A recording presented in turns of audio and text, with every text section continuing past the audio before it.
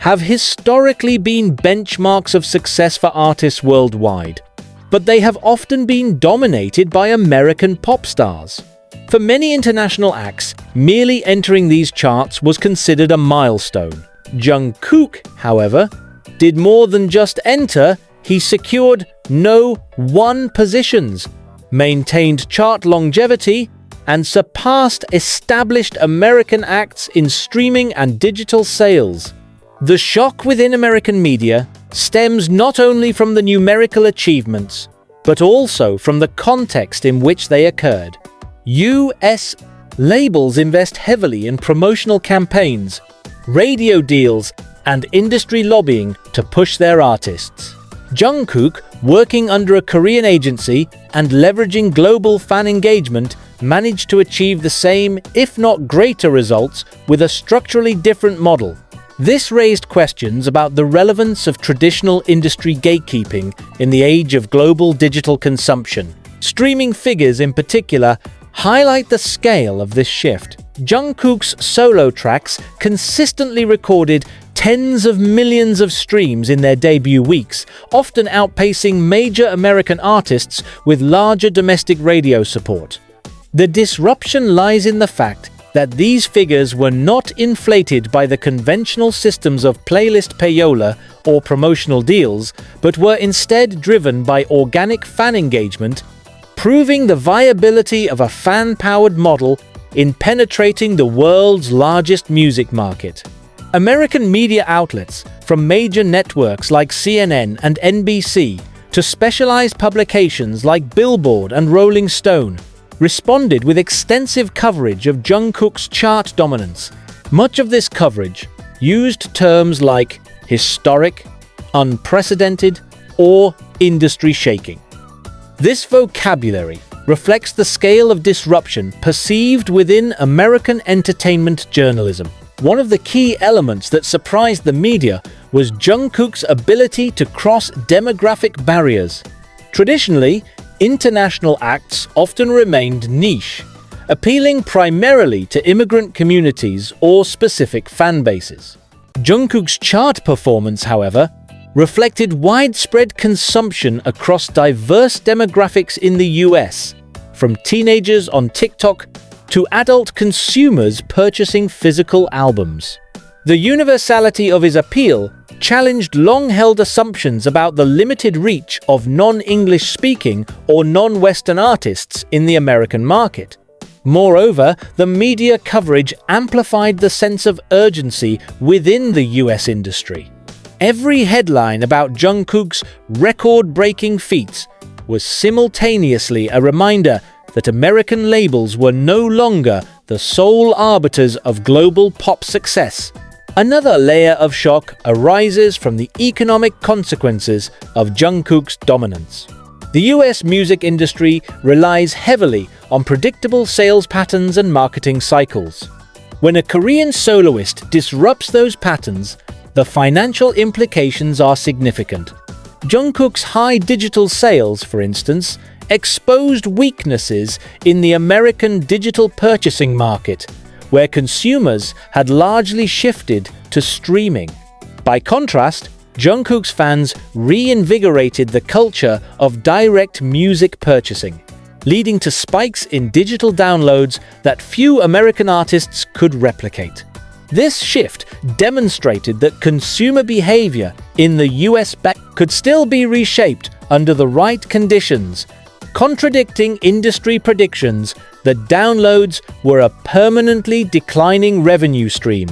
Additionally, physical album sales, long considered obsolete in the American market, were revitalized by Jungkook's releases. Limited editions, photo books, and collectible merchandise attached to albums created demand not seen since the early 2000s. The economic impact extended beyond music, influencing retail chains, e-commerce platforms, and even logistics companies tasked with handling the influx of global orders. The American media shock cannot be fully understood without examining the digital infrastructure behind Jungkook's rise. Platforms such as Twitter, X, TikTok, and YouTube functioned as multipliers for his success. Each release was accompanied by massive, coordinated, fan-led campaigns that trended globally within minutes. From an industry perspective, this phenomenon revealed the limitations of traditional US promotional strategies. Labels that once relied on expensive advertising campaigns witnessed how a fan-driven digital ecosystem could outperform them at a fraction of the cost. American journalists often highlighted these campaigns as examples of a new era of fandom, where collective digital action could shape not only the trajectory of an artist but also the broader music landscape.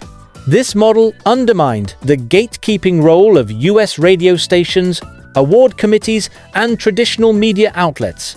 For decades, these institutions determined which artists gained visibility and success.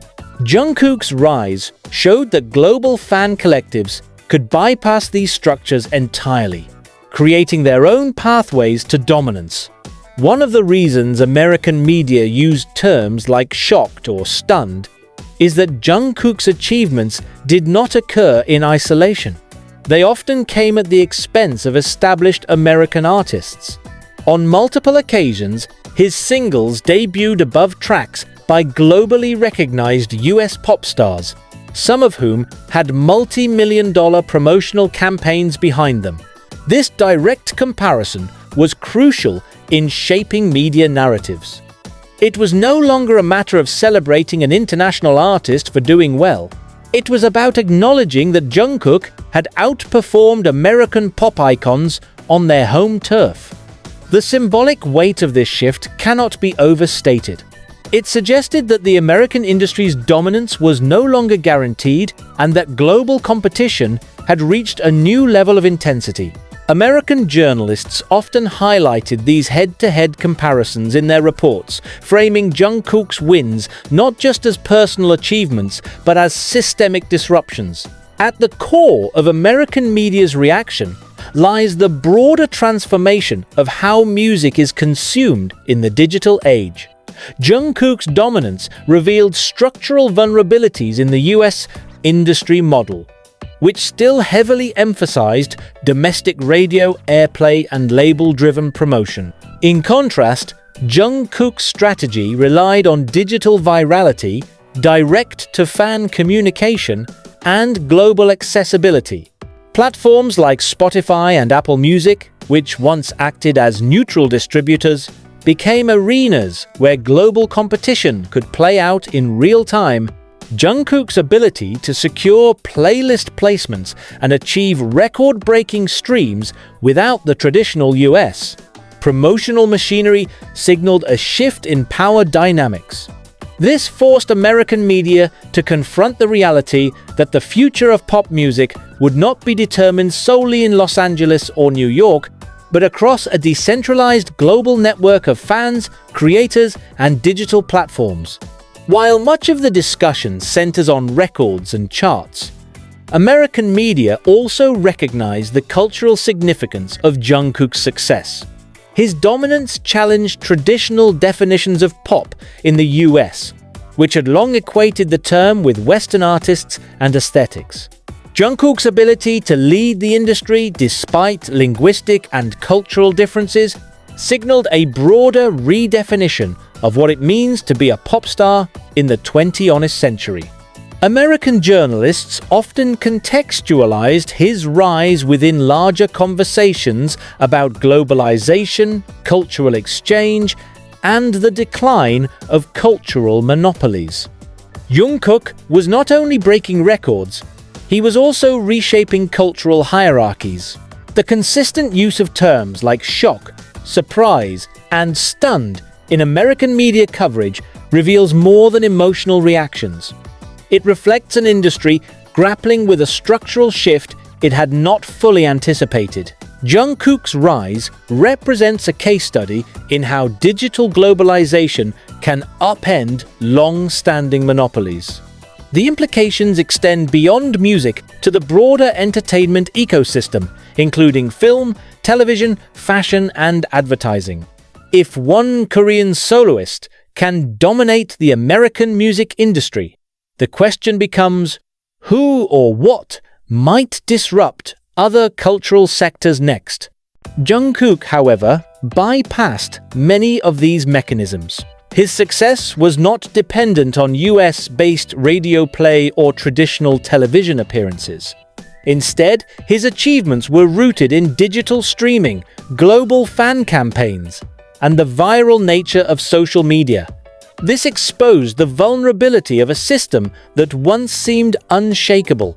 Streaming has become the dominant mode of music consumption worldwide, but its role in the US is particularly critical. While American artists adapted to streaming, many continued to rely on radio and industry partnerships as primary tools for chart dominance. Jungkook's strategy, however, placed streaming at the center. Spotify, Apple Music, and YouTube became global equalizers, platforms where music could reach audiences regardless of geography. Jungkook's songs consistently topped global streaming charts. But what truly stunned American media was how these numbers translated directly into US chart dominance. His tracks amassed millions of streams in the American market alone, often eclipsing numbers generated by established US acts. This demonstrated two key points. First, that the US audience was actively consuming his music in large volumes. And second, that global fandom could collectively influence the American charts in real time. The latter was especially disruptive because it showed that American consumer behavior was no longer the sole determinant of chart outcomes. International listeners could amplify impact in ways previously unimaginable. One of the clearest disruptions lies in the contrast between Jungkook's fan-powered success and the label-driven strategies of American artists. For decades, labels controlled narrative and visibility through corporate promotions. In Jungkook's case, organized global fan bases, often operating without formal industry coordination, executed promotional campaigns that rivaled multi-million-dollar marketing budgets. Fans coordinated mass streaming events, bulk digital purchases, and social media trends that generated constant visibility for Jungkook. The scale of these efforts often matched or surpassed the outcomes of US promotional campaigns. American media highlighted this phenomenon, noting that the balance of power had shifted. Fandoms were now acting as autonomous marketing agencies capable of securing chart dominance. This raised an uncomfortable question for US labels. If fan collectives could accomplish what entire promotional departments once did, what role did the traditional industry gatekeepers still play? The realization that collective fan action could redefine industry outcomes was one of the most shocking elements for American insiders. For decades, US radio was the most important arbiter of pop success. Major hits were built through constant rotation across national networks. Label deals with radio programmers ensured that certain songs dominated airwaves and, in turn, charts. Jungkook's rise disrupted this dynamic significantly. Despite limited radio play in the US, his tracks achieved top chart positions. This was perhaps the clearest signal to American media that the industry had entered a new era. Radio's influence, once unchallenged, was being overshadowed by digital platforms and fan mobilization. For US labels and artists who still prioritize radio strategies, this revelation demanded urgent reassessment. The symbolic impact of this shift cannot be overstated. Radio had long been seen as a uniquely American stronghold, resistant to external influence. Jungkook's ability to dominate charts without relying on radio represented a direct challenge to that tradition, and American journalists frequently pointed out the unprecedented nature of this achievement. American media coverage often framed Jungkook as a global pop icon, rather than just a K-pop star. This distinction is crucial. For years, non-Western artists were categorized into genre-specific niches, Latin music, K-pop, world music, that suggested limited mainstream appeal. Jungkook's success disrupted this framework by positioning him directly within the core of US pop discourse. He was not simply celebrated as a representative of Korean music, but as a competitor to American superstars. This reframing carried cultural implications. It suggested that global pop stardom was no longer an exclusive category reserved for Western artists. The definition of pop itself was being rewritten in real time. For American journalists, this shift was particularly striking. It signaled the erosion of cultural hierarchies that had long separated Western pop from international genres. In practical terms, it meant that American artists could no longer assume cultural dominance by default. They now had to compete directly with global figures like Jungkook. The disruption caused by Jungkook is not only cultural, but financial. The US music industry is a multi-billion-dollar ecosystem reliant on predictable profit models. When Jungkook consistently outperformed American artists, it created tangible financial consequences. Labels that had invested heavily in promoting domestic artists found their returns diminished when those artists were eclipsed on the charts.